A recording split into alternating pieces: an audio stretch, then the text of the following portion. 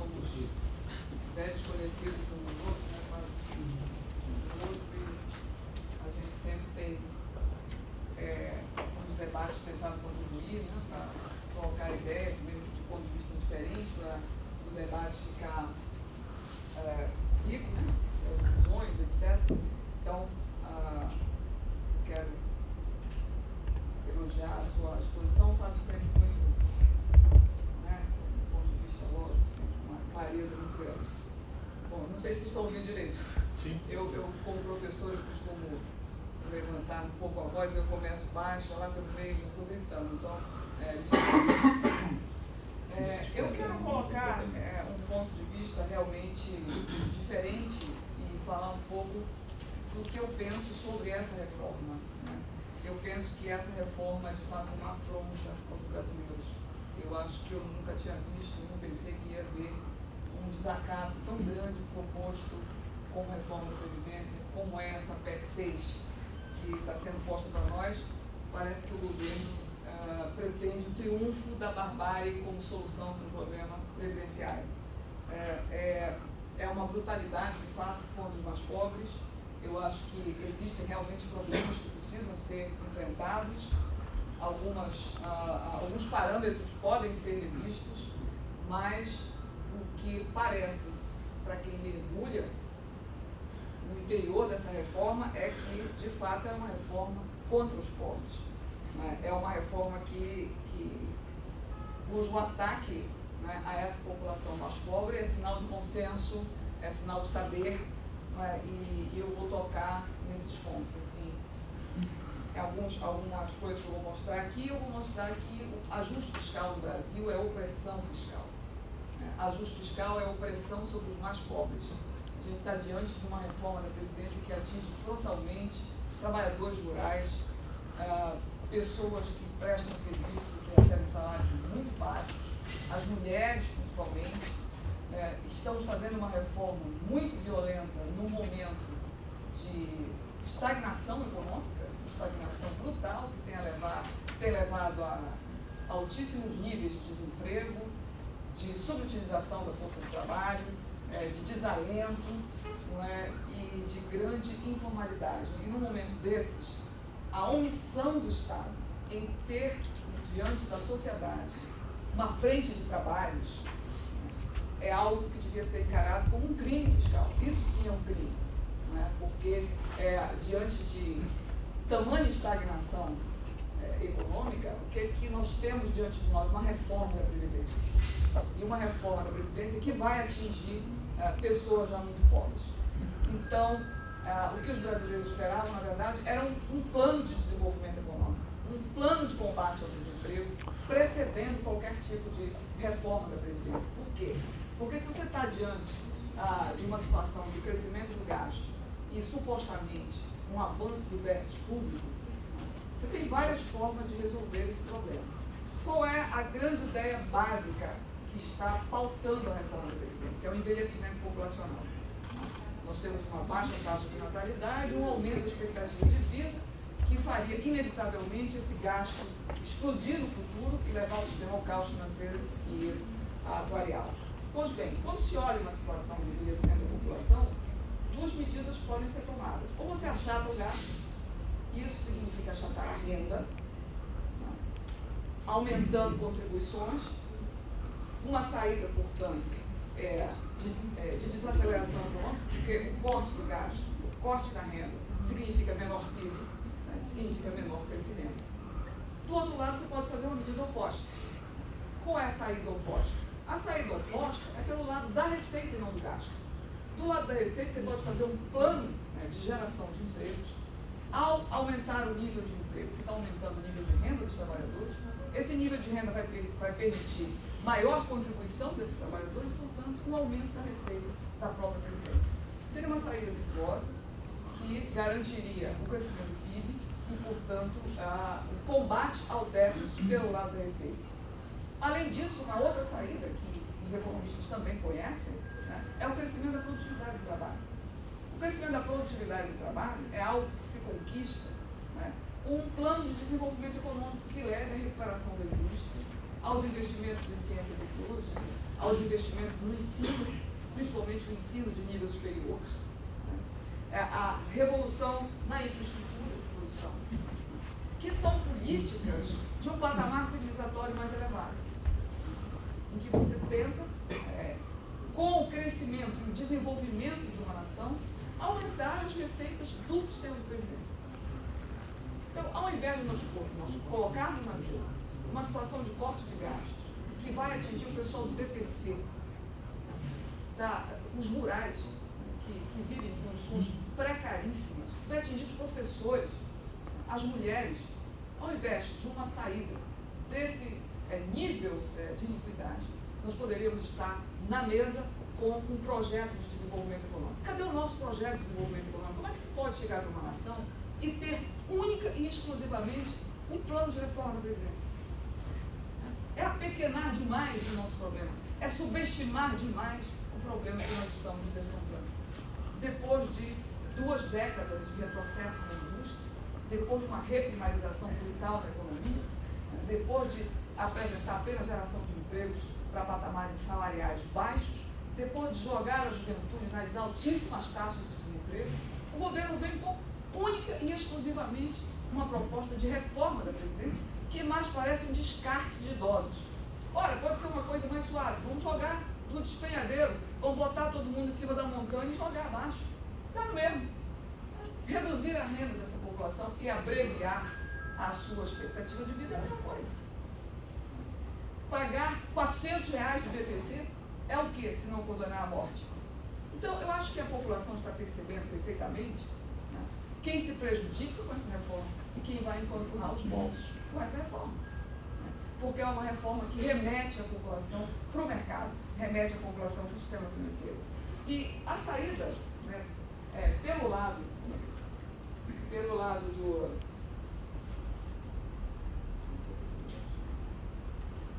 A saída pelo lado das receitas me parece uma alternativa que incorpora os vários poderes da nação e que podem ser perfeitamente usadas pelo governo. Eu vou usar algumas frases do governo para combater aquilo que eu chamo de falácias no discurso da reforma.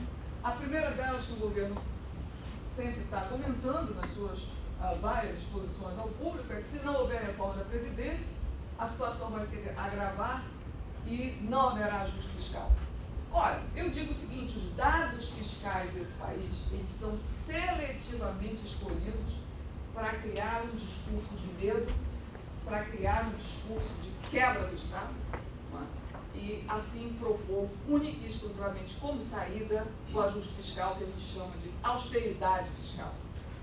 Mas é uma austeridade que, eu repito, para os pobres, né? Porque os 1%, os realmente privilegiados, permanecerão intocáveis, inalcançáveis por qualquer ajuste fiscal que tenha sido proposto até hoje. O governo diz, e gostaria que vocês pudessem memorizar esse número, que nós temos um déficit na Seguridade Social de 290 bilhões de reais em 2018.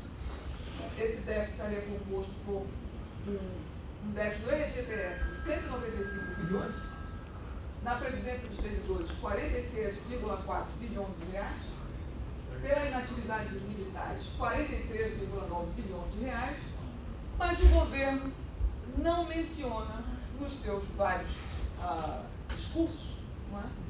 Os seguintes números que não são contabilizados. Em primeiro lugar, o fato de que entre 2005 e 2015, esse sistema de previdência social, que agora está sendo reformado, ele gerou superávites cujo valor acumulado a preços de 2016 chega a 957,3 bilhões de reais. Ora, eu digo que é superávit porque são números que foram retirados das receitas da Seguridade Social e que pertenciam ao Sistema Único de Saúde, ao BBC, ao Bolsa Família, às pensões, às aposentadorias, e foram gastos de outras despesas que o governo deliberadamente escolheu gastar. Se esses recursos tivessem ido compor um fundo que pudesse vir amparar os pensionistas, os aposentados, aqueles que precisam do auxílio-doença, do auxílio-acidente, do salário-maternidade, nos momentos de retração econômica, certamente nós não estaremos fazendo uma reforma da Previdência agora. Então, depois de acumular todo esse superávit aí e dar 3 anos de um suposto déficit, 2016, 2017, 2018, o governo apresenta para nós uma severíssima reforma da Previdência, como se não houvesse um diagnóstico, como se não houvesse um passado, né? Um passado de receitas disponíveis, certo? Outra coisa que também não aparece no debate, quando o governo vai apresentar seus números, a dívida ativa previdenciária. O governo tem um crédito junto às grandes corporações financeiras e produtivas de 427,4 bilhões, dados da Procuradoria da Fazenda Nacional, computados em 2018, que o governo não se mostra nem apto e nem desejoso de ir atrás. Nesse meio aí estão grandes bancos, né? não são empresas falidas, não. Aí nesse meio estão grandes bancos. Quem são? A gente enxerga, por exemplo, aí Bradesco, né? Aí está o Banco do Brasil, a Caixa Econômica Federal, né? A Vale, a JBS, certo? Grandes devedores da Previdência que, numa das vezes aí, colocam seus advogados para ficarem postergando o pagamento desses tributos e não, evidentemente, participam com a sua parcela de contribuição para a solução dos problemas econômicos do país. Volto a repetir, ajuste fiscal nesse país é ajuste para pobres, para a classe média, que ainda não se deu conta do que vai passar com essa reforma, se ela for aprovada. Para vocês terem uma ideia, as instituições financeiras desse país devem 124 bilhões à União. Uma parte desse débito é um débito previdenciário. E só para constar, ano passado, em 2018, o Banco do Brasil teve um superávit de 12,7 bilhões de reais, 17% em relação ao ano anterior. O Bradesco teve um crescimento do seu lucro de 30% no ano passado, um lucro de 19 bilhões. O Itaú teve um crescimento de 4% no seu lucro, um lucro de 24 bilhões de reais, enquanto o país cresceu apenas 1%. E essas instituições, evidentemente, não farão parte do sacrifício fiscal para um suposto ajuste para o crescimento ou um ajuste para uma menor desigualdade social, de forma nenhuma. Então, a dívida ativa previdenciária é um crédito que poderia estar à disposição dos gastos sociais e que, como eu disse para vocês, o governo se mostra extremamente leniente com esse crédito que ele podia arrecadar. Desonerações. O governo faz renúncias de receitas, esse dado aí é um dado de 2018, de 283,4 bilhões. Eu falei desonerações, são renúncias de receitas. 52% dessas renúncias são renúncias da Seguridade Social. O próprio TCU diz, se não houvesse as renúncias de receitas, o suposto déficit da Previdência seria 40% menor. Então, os brasileiros, diante dessas informações, têm que se perguntar o seguinte: ou esse sistema não tem déficit, e o governo pode tratar dessa forma, desonerando, entregando receitas de um sistema que ele diz que é deficitário, ou ele não vê a menor possibilidade de recuperar uma dívida, porque ele vai enfrentar privilégios que ele não deseja fazer, não deseja travar nenhum combate político nessa esfera, ou ele mesmo está provocando déficit de um sistema que ele deseja ajustar, convenientemente endereçado para o benefício do sistema financeiro. É essa a sensação dos brasileiros que estudam essa matéria. Não vamos esquecer o Repetro. O Repetro é, de fato, um desacato. O Repetro foi um programa em que o governo praticou uma renúncia de receitas de R$1 trilhão em favor de grandes empresas petrolíferas. Quem são essas empresas? A Exxon, que é uma empresa americana, que evidentemente não deve estar necessitada como estão os pobres do BPC e os trabalhadores rurais. A norueguesa State Oil, a Total francesa, a PB Energy do Reino Unido, a Repsol da Espanha, a CNODC e a CNOOC, que são duas estatais chinesas, a Shell, que é uma empresa anglo-holandesa, e a QPI, que é uma estatal do Catar. Nós abrimos mão de algo em torno de 1 trilhão para os próximos 20 anos, certo? Então, além disso, né, com essa desoneração, o governo abriu completamente o mercado nacional, internacionalizou a produção de petróleo, né, cerceou empregos que podiam ser gerados aqui, né, porque agora a grande parte do que vai ser utilizado de insumos e mercadorias no setor de petróleo será importado, certo? Quebrou a empresa naval, a indústria naval do país, né, e ainda cedeu recursos que pertencem à Seguridade Social para empresas petrolíferas. Né? Então, isso sim, se eu dissesse isso no exterior, Fábio, me desculpe, isso me envergonharia. Isso sim seria motivo de vergonha. Alguém se aposentar aos 56 anos é quase nada perto do favorecimento às elites financeiras e produtivas desse país. Isso é vergonhoso. E o petróleo, justo o petróleo, que é aquela fonte de riqueza que poderia nos proporcionar, né, a recuperação do sistema educacional, a recuperação do nosso sistema de saúde, que era a esperança dos brasileiros de fato. Né? E a sonegação é outro patamar vergonhoso. Nós temos 500 bilhões de reais ao ano de sonegação, esses números são, de novo, da Procuradoria da Fazenda e da Anvif, não é? Que o governo também não se empenha em combater, pelo contrário, para vocês terem uma ideia, em 2007 a Receita Federal tinha 4.180 fiscais e hoje não há mais de 600 pessoas voltadas para combater a sonegação, a inadimplência e os desvios da Previdência. Então, atenção, certo? Tinha muitos outros recursos a serem lançados mão antes de você oprimir professores, certo? Oprimir mulheres com outras regras que evidentemente vão muito além dessas que supostamente seriam desejáveis e que eu vou falar daqui a pouco. Né?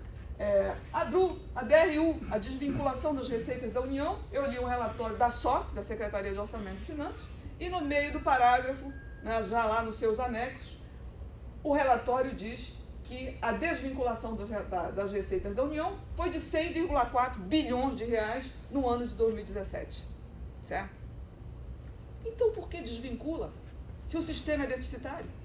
Se o sistema caminha para o caos, como que você ainda vai nas receitas desse sistema, retira? Né? Ainda que depois você venha devolver uma parte do que é desvinculado? Por que desvincula? Porque existe a desvinculação das receitas. E por que o percentual foi aumentado de 20% para 30%? Então, vamos acabar, né, com a contradição do discurso. Ou bem existe déficit, ou você não saqueia as receitas desse sistema. Porque aí as pessoas rapidamente descobrirão que pode ser que ou o governo deseja quebrar mesmo o sistema, ou então esse sistema tem superávit. Né? Então, aqui está de amarelo, para chamar bem a atenção, que em 9 anos de desvio de superávit da Seguridade Social, isso dá 720 bilhões retirados da população. Esses são os recursos que nós não autorizamos, nós não pedimos, né, para isso ser retirado. Esses recursos são vinculados aos gastos sociais. O governo pratica um percentual de desvinculação, praticou por muito tempo, né, um percentual de desvinculação muito superior àquele que é legalmente permitido. Na época era 20%, né, quando ele desviava muito acima dos 20%. Isso significa um valor 3,7 vezes maior que o valor do suposto déficit do regime geral em 2018. Além do mais, o governo nos ameaça, está estudando aprovar uma anistia da dívida, um perdão de receitas, perdão de dívidas, de 17 bilhões dos empregadores rurais com o Fundo Rural, né, que financia as aposentadorias e pensões e a assistência social no campo. Tá? A bancada ruralista cobra esse perdão. O Temer tentou fazê-los pagar em 2018, eles não pagaram, esperaram a vitória do presidente Bolsonaro para cobrar o apoio na eleição. É isso que está sendo dito na imprensa, certo? Não foi confirmado que esse perdão de dívida virá, mas o valor de 17 bilhões que os ruralistas desejam, e aqui para nós a bancada deles tem um poder substancial no Congresso, é maior que o total da economia de recursos prevista pelo governo com a PEC no ano de 2020, com todas as mudanças que possam trazer a reforma. Digo mais, o perdão da dívida dos ruralistas de 17 milhões é maior do que o governo vai economizar com os professores. Certo? Então, ao mesmo tempo, a PEC dificulta a aposentadoria de homens e mulheres do campo e favorece os proprietários ruralistas no campo. Então, o jogo está desequilibrado. Está muito desequilibrada essa proposta de reforma da Previdência. O déficit da Previdência de 195 bilhões de reais em 2018, só para vocês compararem, aqui eu coloco o valor das desonerações no mesmo ano, 283 bilhões de reais em 2018, certo? Então, o governo podia ter na mesa, antes de propor o aumento do tempo de contribuição em 5 anos, antes de propor a elevação da idade das mulheres de 60 para 62 anos, antes de diminuir o valor das aposentadorias em 40%, ele podia colocar na mesa um plano objetivo de redução das desonerações. Mas o que a gente tem visto é o quê? O aumento das desonerações. O outro discurso é de que o nosso nó fiscal é a razão primeira para a limitação do nosso crescimento econômico sustentável. Nós temos um nó fiscal, um déficit. Vejam bem, o déficit do ano passado, eu gosto de ler essas coisas porque elas estão em relatórios oficiais. Vou ler um relatório aqui recente de uma carta de conjuntura que vem. O déficit primário foi de 1,6% no ano de 2018. Esse déficit é inferior à meta de 2,3% do PIB daquele ano e bem abaixo do pico recente de 2,5% do PIB em 2016. Eu pergunto para vocês, se o déficit primário está caindo, por que a gente continua dizendo que é preciso uma reforma urgente porque a situação fiscal do governo está explodindo? Calma aí, né? A trajetória do déficit primário parece ser uma trajetória de queda.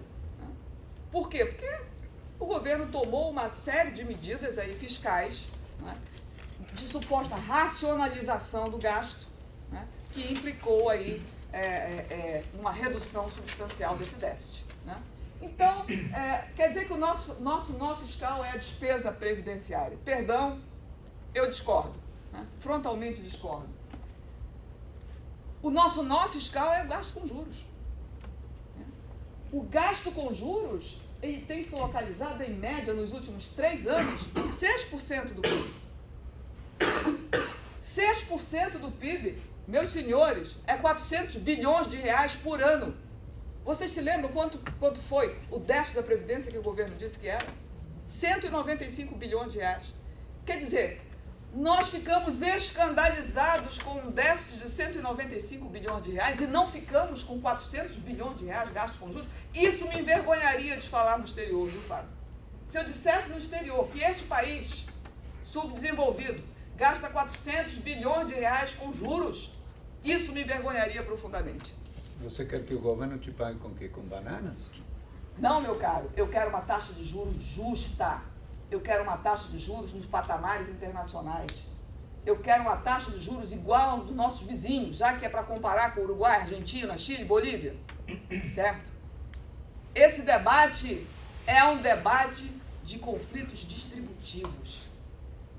Esse é um debate econômico, esse não é um debate demográfico. Esse não é um debate sobre previdência. Esse é um debate de conflitos distributivos, onde de um lado está quem ganha salários e do outro lado os que ganham renda financeira. O debate sobre juros sequer é posto na mesa, como se esse fosse um fenômeno da natureza. A chuva que cai lá fora é inevitável. Certo? Desculpe a minha indignação, Fábio. Eu tô realmente num momento complicado de perceber que essa anomalia, essa patologia financeira que nós temos na economia brasileira não é discutida. Parece que o nosso problema são os idosos, eles viraram seres corrosivos, que precisam parar de atrapalhar o crescimento econômico, precisam parar de bloquear o progresso social, precisam ser descartados, o progresso social precisa ser desimpedido. Danem-se os idosos, nós precisamos crescer. Ninguém acredita que a poupança que vai ser gerada na Previdência será investida no resto da sociedade. Ninguém acredita nisso mais.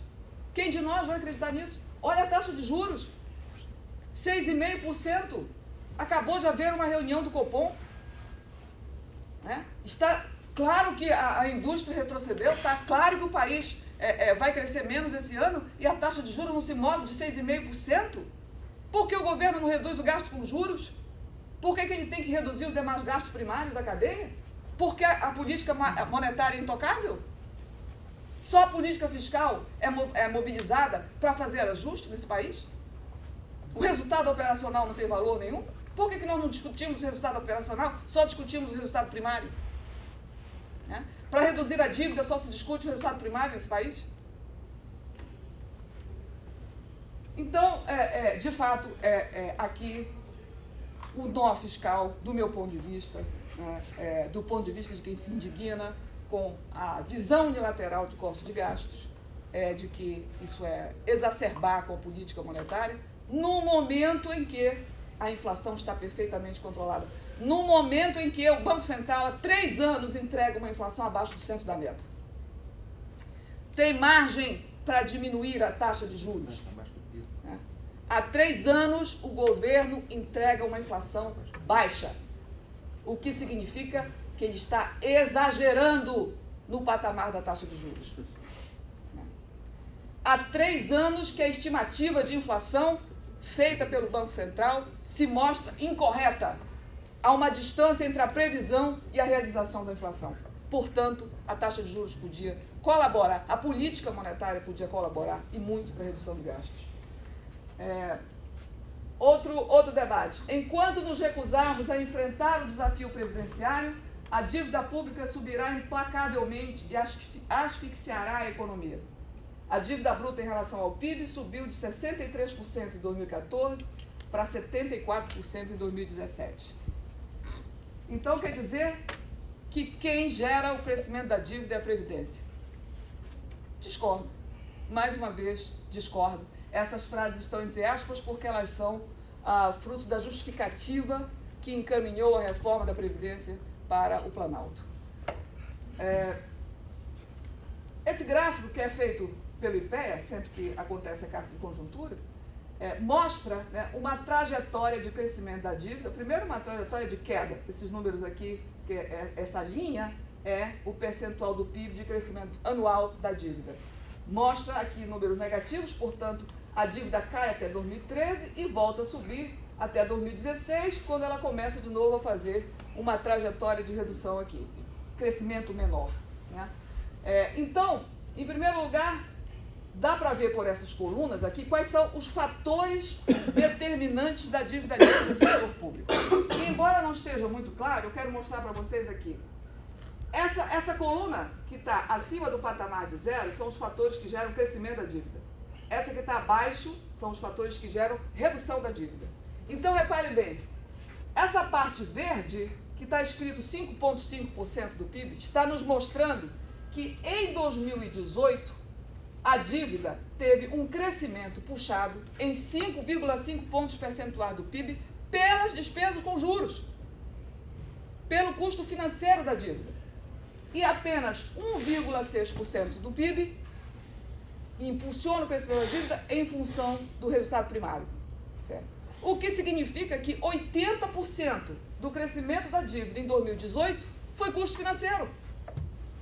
Então, se nós queremos fazer uma trajetória de queda da dívida, qual é a variável que tem que ser aí manipulada para que a dívida caia? O resultado primário é a taxa de juros. Se 80% do crescimento da dívida é pagamento de juros. Aqui embaixo estão as variáveis que geram a queda da dívida. 2,5% aqui foi de ajuste cambial. A desvalorização cambial leva à redução da dívida líquida do setor público e aqui embaixo, menos 2,4% é o crescimento do PIB. Qualquer economista diria o seguinte: então a trajetória da dívida, ela pode ser perfeitamente invertida se você promover o crescimento econômico, crescendo o PIB, a dívida cai, né?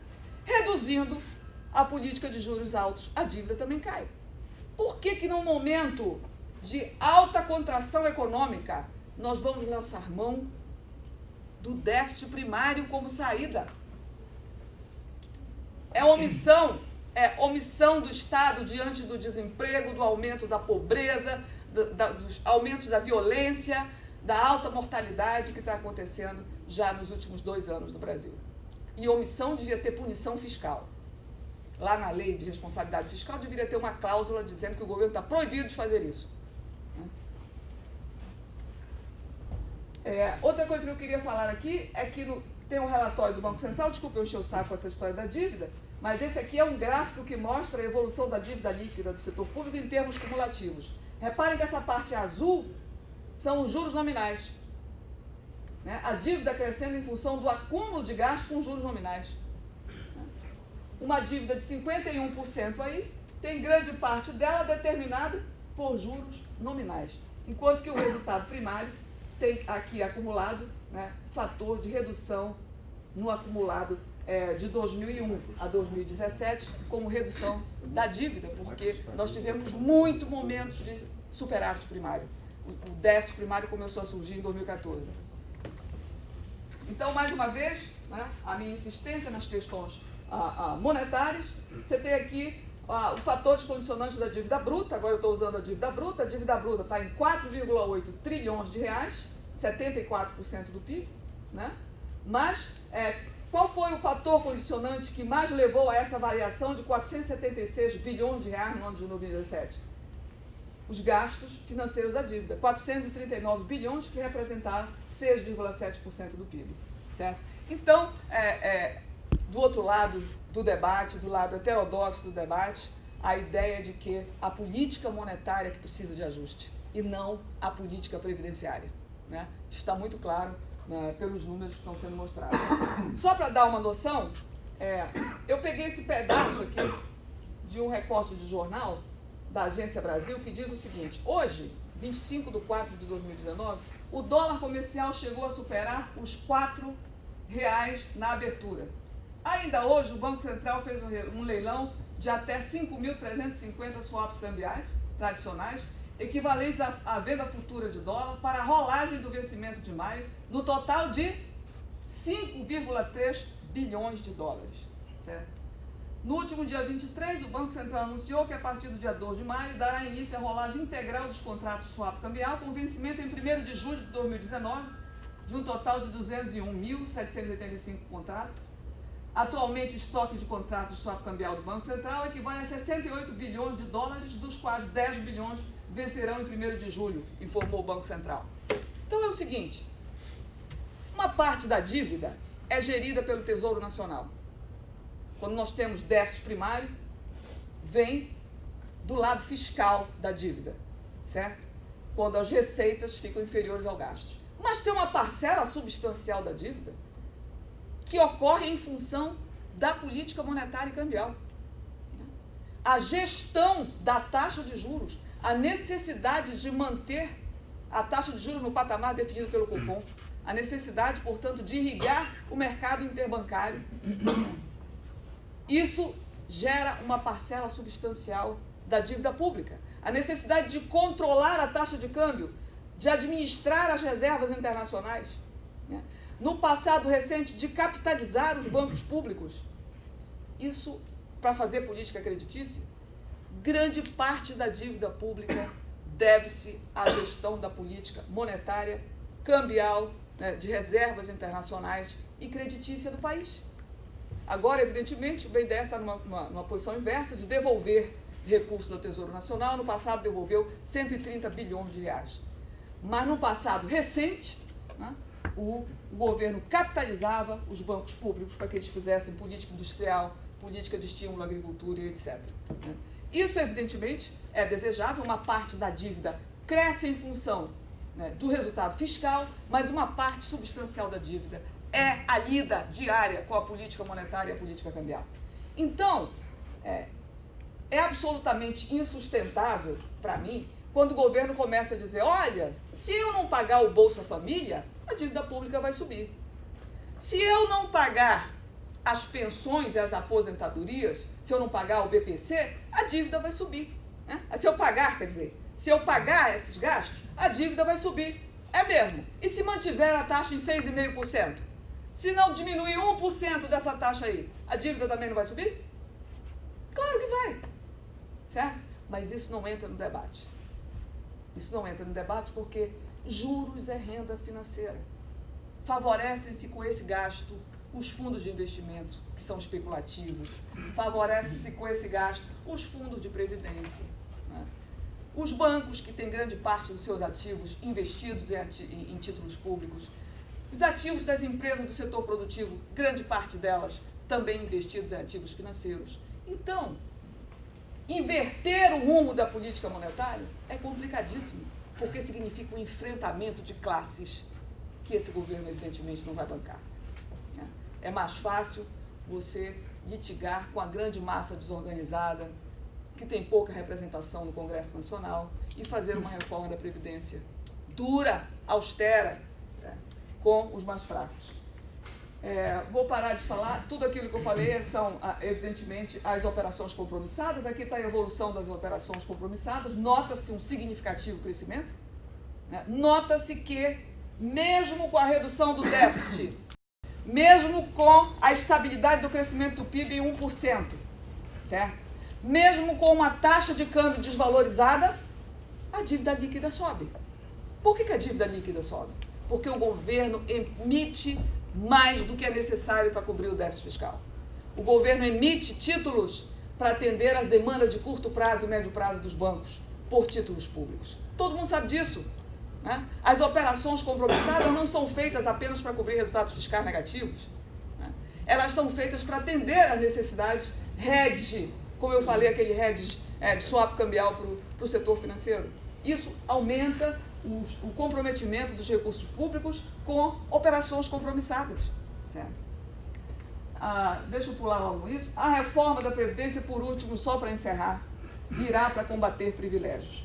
Eu tenho uma série, essa apresentação tem mais ou menos umas 35 falácias, eu não vou poder falar de todas, né? Eu só tenho 25 minutos, eu devo estar estourando, mas o último grande engodo é esse. A reforma da Previdência vem para combater privilégios. Senhores, se você quer combater privilégios, comece com uma reforma tributária. Esse país não merece uma falácia dessas, né?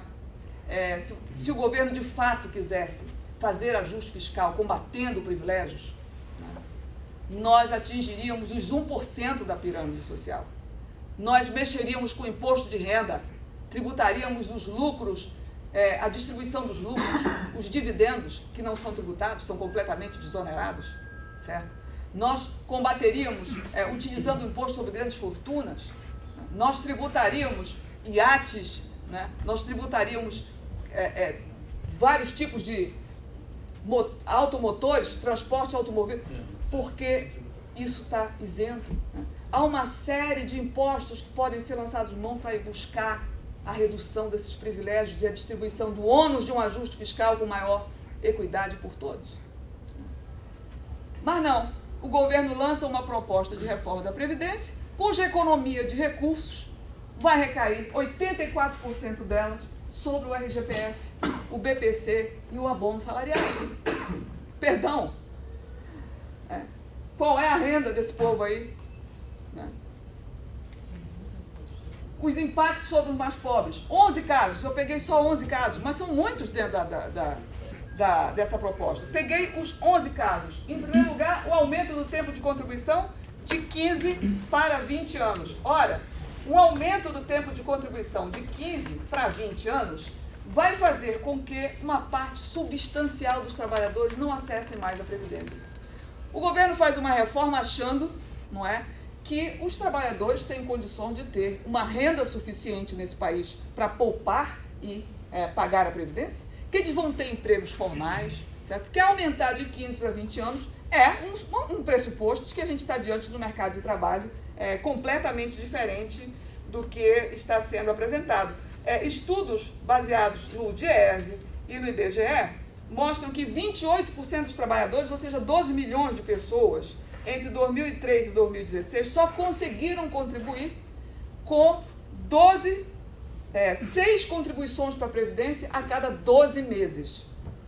Ora, se essa média se sustentar, o que não deve, porque depois da reforma trabalhista é muito difícil que esses trabalhadores consigam fazer 6 contribuições regulares por ano, ou seja, a cada 12 meses, por causa da instituição do trabalho intermitente, dos trabalhadores horistas, dos trabalhadores terceirizados, que agora, né, a gente sabe que em todas as atividades econômicas eles podem ser terceirizados, eles têm salários menores, eles têm contratos de trabalho completamente intermitentes também, né? Outro dia, ontem, saiu a estatística de desemprego desses trabalhadores terceirizados.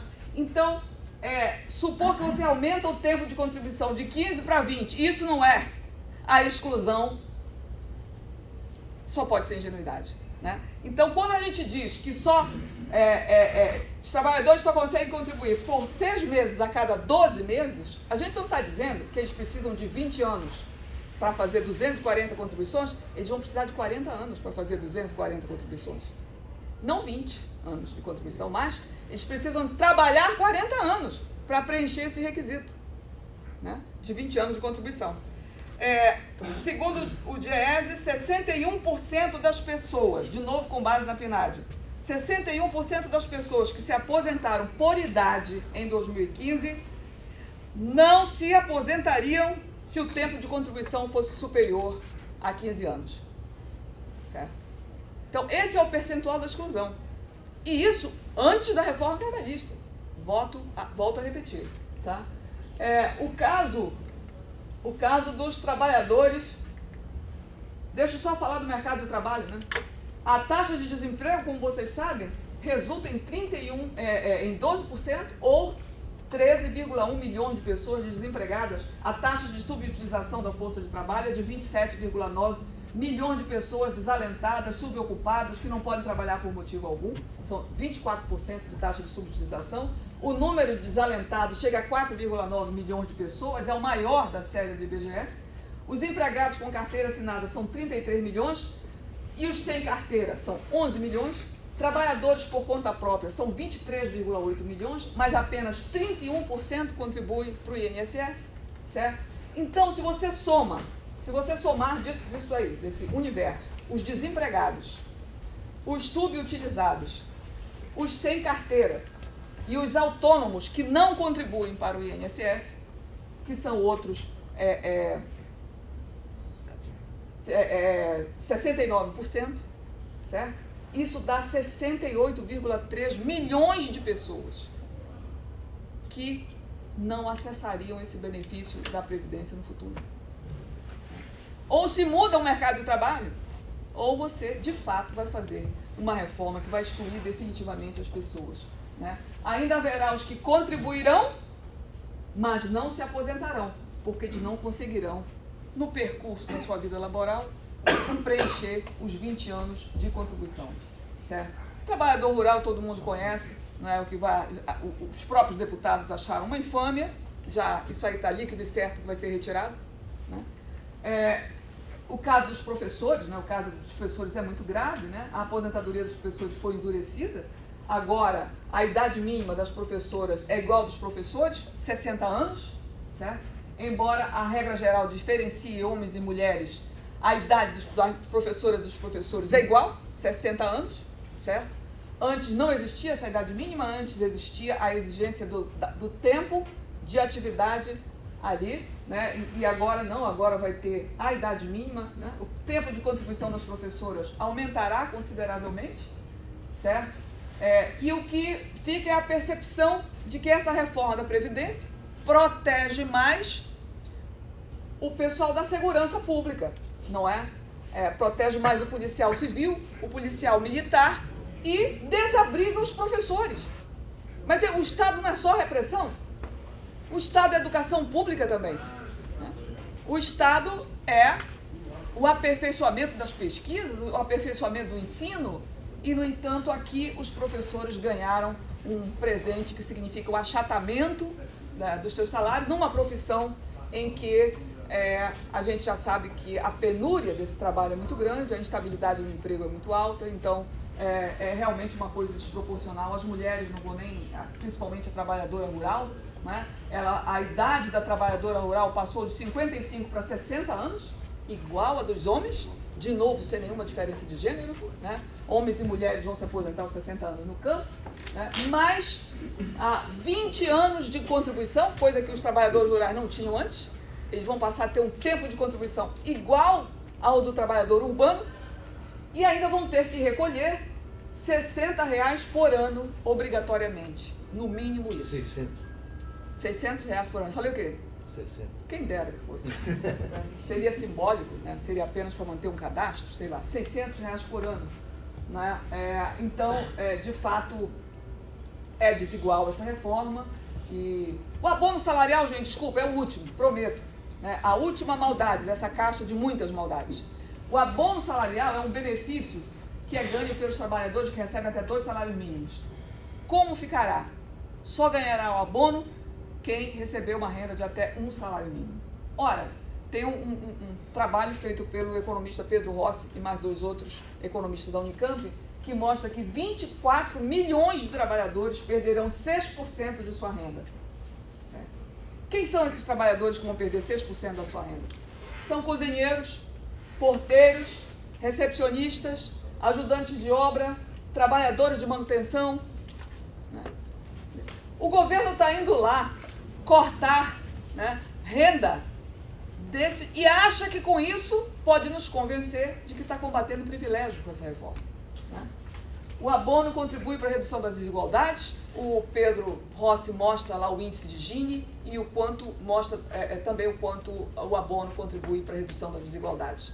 O governo costuma dizer que ele é regressivo porque você está dando para os trabalhadores que ganham até 2 salários mínimos, enquanto você não está dando para os informais. Então é o seguinte, você está tirando dos pobres para dar para os muito pobres.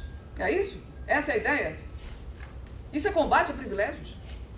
Tá difícil. Né? Deixa eu... A aposentadoria por invalidez é outro ataque. Né? A aposentadoria por invalidez, não vou falar dos detalhes, né? Mas a regra agora, ela não muda para o acidente de trabalho, não muda para a doença de trabalho, para as doenças profissionais, mas ela vai mudar para os demais acidentes. E o valor médio dos benefícios é de 60% de todos os salários de contribuição. Antes era 100% sobre os 80 maiores salários de contribuição. Esse benefício vai cair para 60% da média de todos os salários, com acréscimo de 2% ao ano de contribuição que exceder 20 anos. Ou seja, aplica-se para os inválidos incapacidade permanente, né? É como se a necessidade de proteção não fosse a mesma, quer seja um acidente de trabalho, quer seja uma doença profissional ou não, certo? Quem fica inválido, quem tem uma doença profissional impactante, fica desprotegido da mesma forma, seja lá por um tiro na rua, né, que você, sujeito à violência, pode levar, ou dentro das fábricas. Então, de fato, por último, os deficientes... Não, gente, eu não consigo não mostrar esse saco de maldades, entendeu? Justamente para combater o discurso de que isso vai atingir privilégios. Olha aqui o saco de maldade. Para os deficientes, né, existe, claro, a deficiência leve, moderada e grave. Antes você tinha uma aposentadoria por tempo de contribuição e uma aposentadoria por idade. Vai acabar a aposentadoria por idade, vai ficar só a aposentadoria por tempo de contribuição, não é? E o que o governo faz? A proposta do governo é que, para aqueles que têm um grau de deficiência leve, né, o tempo de contribuição exigido se eleve, por exemplo, no caso das mulheres, de 28 para 35 anos de contribuição. De novo, para quem tem uma deficiência moderada, no caso das mulheres, de 24 para 25 anos. Qual o critério? Qual é o critério? Quer dizer que são os deficientes, os inválidos, produtores rurais, mulheres, professores. Enquanto isso, corre em paralelo uma proposta, né, que não está dentro da PEC, de aposentadoria dos militares, que vai garantir a integralidade, a paridade, depois de uma reposição salarial e de uma progressão dentro da carreira. Me desculpe, eu acho que o jogo está desigual. Eu acho que esse debate está cindido entre os que acham que a proteção social ela não apenas garante uma sociedade de um patamar civilizatório mais elevado, né? Ela não apenas garante o combate à desigualdade e à pobreza, ela não apenas protege os cidadãos dos riscos, o risco da exclusão do mercado por doença, por invalidez, por morte, né, por maternidade, e do outro lado estão aqueles que acham que cortar o gasto, descartar idosos, né, é a saída para um problema fiscal. Né? Eu agradeço que vocês tenham permanecido aí como ouvintes e agradeço mais uma vez ao Tiago pela oportunidade de expor algumas ideias e ao Fábio pela oportunidade do debate de ideias. Obrigada.